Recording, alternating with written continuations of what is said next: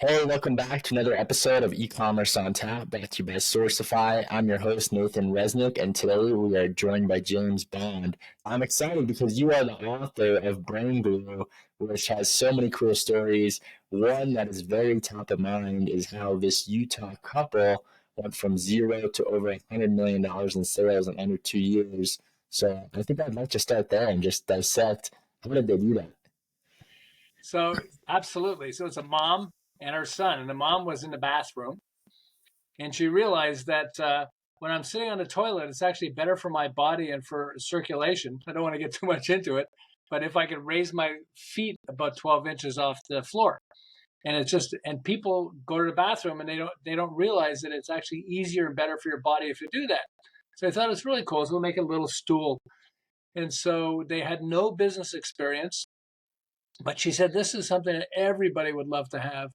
And so what would we call it? I guess we can call it the toilet stool. My wife says a stool. I should have called it that, but I don't think that would work. But they said, well, we don't want to call it a toilet stool because that wouldn't sound really attractive to people. But so, like, what's another word for toilet? Potty. Okay. And I'm kind of squatting. So why don't I call it the Squatty Potty? They went from zero to $100 million in less than 2 years. They actually made it onto Shark Tank. People bought it. They kind of laughed when they heard what it's called, Squatty Potty, but they bought it because immediately they know what it is and it triggers parts of their brain that make you want to buy. So just think of it for a second. If they call it the toilet stool, do you think it would be as successful as the Squatty Potty? No way.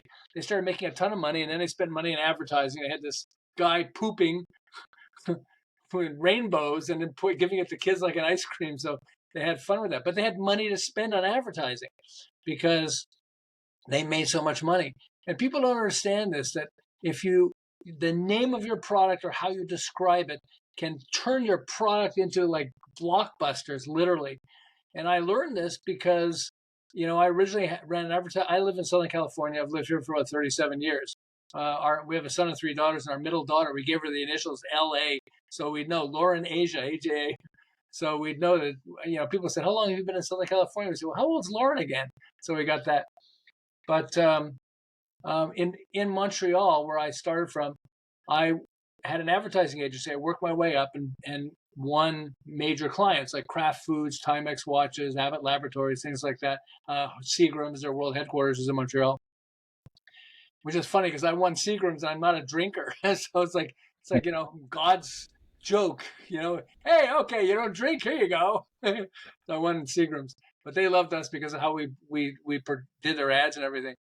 So I had the opportunity to win the anti-drug campaign in America because of contacts I had and work that we were doing, and with powerful logical reasons why you should not do drugs. And then I saw the ad that beat us, and it terrified me. It was a guy holding an egg saying, "This is your brain," and cracking the shell and dropping the egg into a sizzling frying pan and said, "This is your brain on drugs. Any questions?" When I saw the ad, two things happened. First is I knew this was infinitely more powerful than the ad I had because mine was logical. This was emotional. It wasn't logical at all.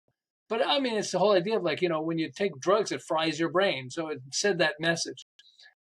But the second thing is, I had no idea how to do emotional selling. They don't teach it in school or anything. And it freaked me out. And I realized, I went to the library, but there's like no books on it. There's superficial things, but nobody really talks about it. So what I did was I decided to create a passion box where right next to my desk, right next to my computer, I would put this box. And every time I saw an ad or heard something that was emotional selling, I would put it in a box in the hopes that eventually all my examples of emotional selling would teach me how to do emotional selling. And so I said, "Your brain on drugs," and I put that in the box so I remember that ad. I would just, my wife would get mad at me if we ever go to a doctor's office because it has magazines that you wouldn't normally read. Like I don't read Vogue magazine, but I'd be going through a magazine. And I go, "Oh, look at that!" And she go, "Do not tear it out of the magazine." I said, "No, I've got to put it in my passion box. Look at how amazing this is." And she would just like, sit as far away from me as possible. I do not know that guy.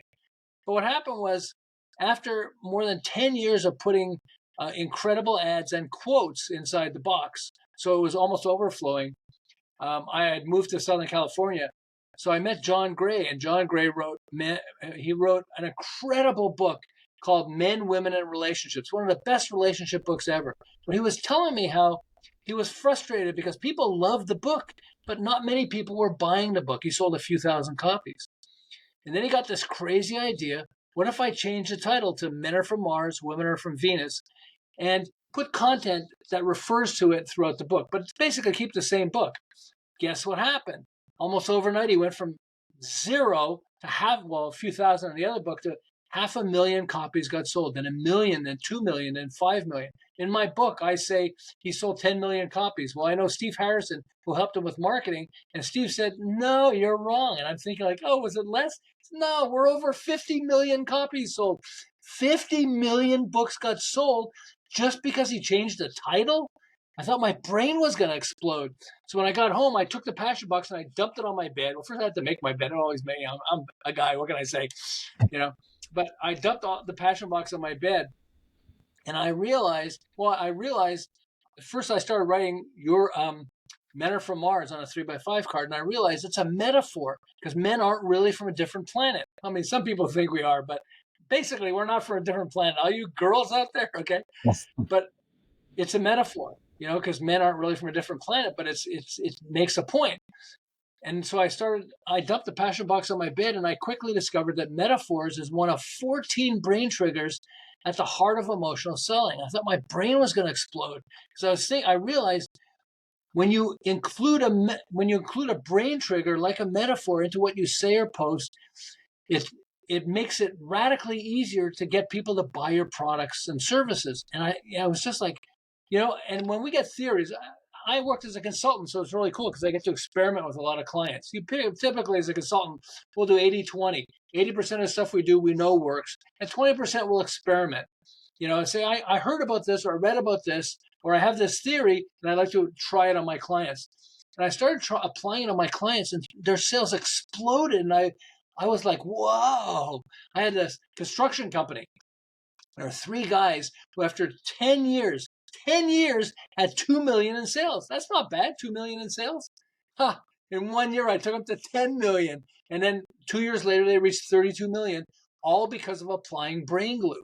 And I'll tell you what I did with them. But so, in fact, they razzed me because they kept saying, hey, Bond, it was supposed to be 12 million. And my comment was, shut up. They had so much money pouring in, they couldn't believe it. They bought each other the biggest BMW you can get. Each one had a brand new Beamer. They're the same car, but different colors because they're different guys, but the same car. And and it was just, they couldn't believe how much money they were making so easily. And so what I did with them was show you how brain glue applied to them, and I'll give you some other examples. So I said, I'll pull out a whiteboard, and I said, let's make a shopping list of all the different types of clients you have. It was funny because I got a whiteboard because I was coaching them. And they said, well, you get that whiteboard, but when you're done, you get to get rid of it because we don't use a whiteboard. After 1 week, I showed up in week 2, and there was all this stuff written on a whiteboard. And I love torturing my clients. I pulled out an eraser to erase it. This is before cameras on phones, right? So I'm about to erase it. He goes, no, erase it. I got to write it down. I said, why? I thought you guys don't use whiteboard. He said, no, let me tell you what happened. He said, I'm sitting with my subcontractors, and they're making all these promises of what they're going to do. So I pulled out a pen, and I started writing on your whiteboard. And then something amazing happened. You know what happened? These guys started desperately searching for pens and paper so they could write it down too, because they were making these promises that often they don't keep. But they realized if I'm writing on a whiteboard, they better write this thing down because they're going to be held accountable to that. So I always thought that was funny. So guess what? I guess I'm not taking a whiteboard with me, right, guys? Yeah, I feel like, so the thesis of brain glue is really around how do you tie emotion into your sales to drive more revenue and more growth. When it comes to, an e-commerce brand, sometimes it's hard, like you're saying, to pull emotion out of a consumer. And I think, most people listening have probably heard of the Squatty Potty and the tremendous success that they've had.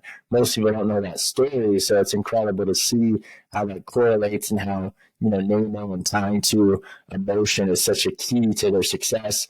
I'm curious, if you're an e-commerce founder right now, what strategy would you go about to figure out how to tie more emotion into your brand to drive more growth? Okay, I have 14 brain triggers. So buy my book. That would be the first one.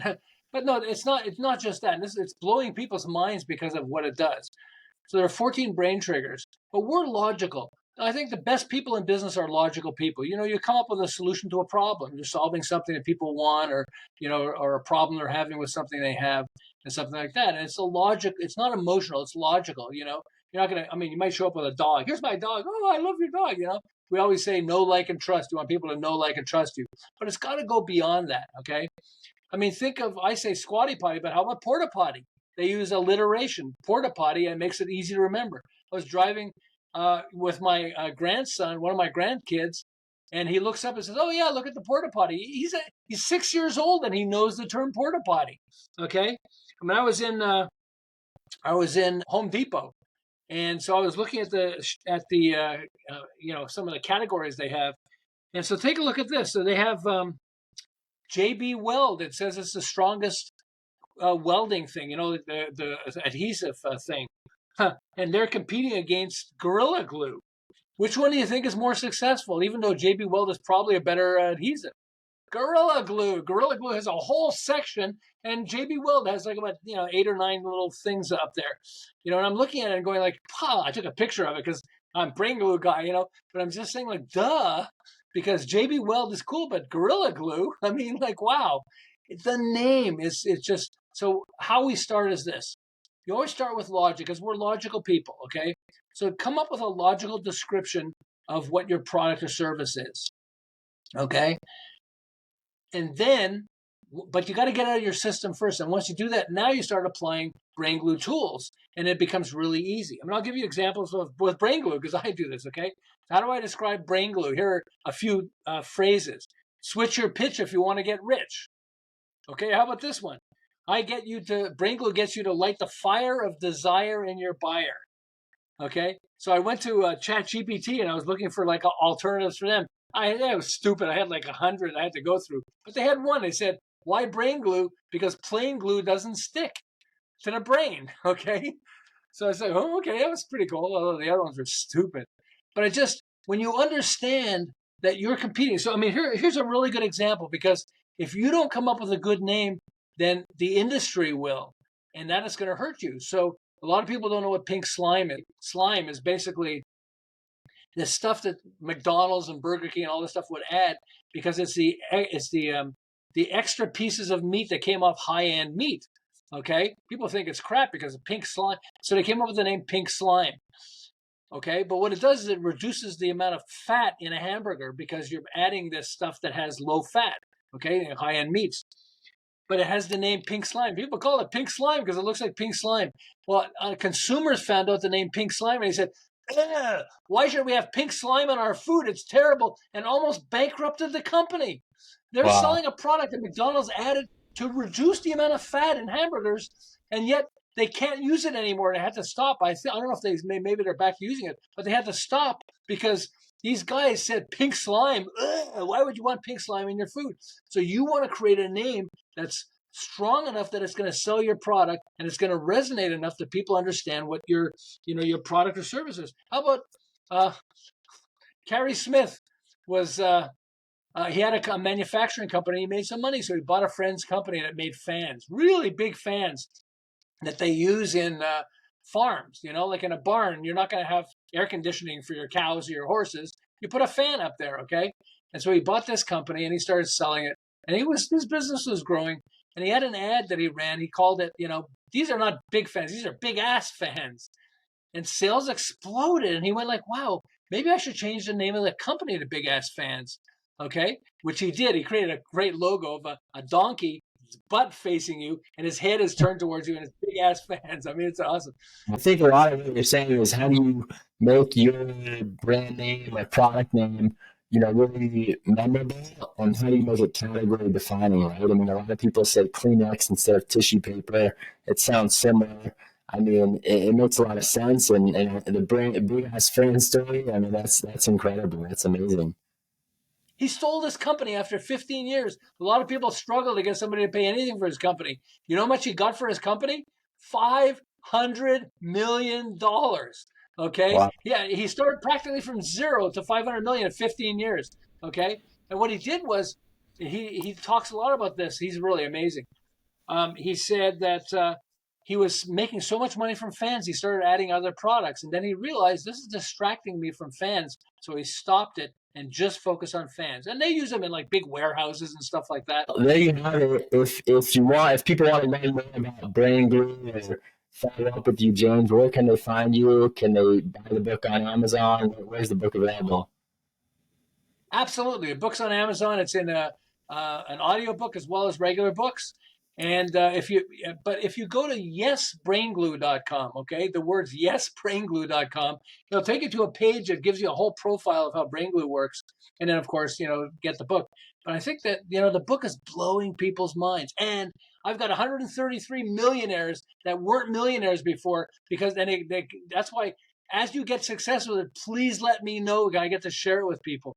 I Um, just it's amazing. I It's one of love those it. things that when you see it, you go, "Oh, that makes sense. Oh, that's why they're rich. Oh," and it just sticks. So yesbrainglue.com. Well, there you have it. Yes, brainglue.com. Everyone check it out. And James, thank you again for coming on E-commerce on Tap, brought to you by Sourcify.